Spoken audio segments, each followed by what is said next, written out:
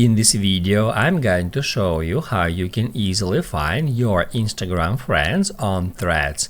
Be sure to watch the video to the very end so you don't make any mistakes, and of course do not forget to like this video and subscribe to my channel. Thanks guys! So let's get started, and first off, open up Threads.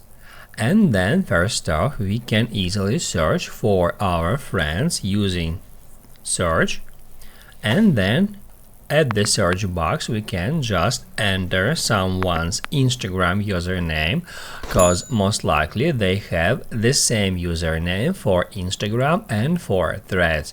We can search for our friends, and then once we find one, we can tap at that follow button next to it to follow that particular user. However, there is another way how we can find our Instagram friends. To do that, we need to go to our profile and then tap at your followers right here.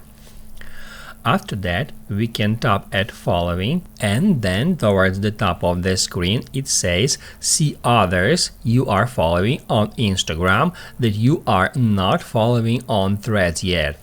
Tap at see all, and it will show you the list of your Instagram friends you are still not following. You can tap at follow next to any of your friends to follow them in that way, or you can just tap at follow all to follow all of them at once. That's how you can easily find your Instagram friends on Threads.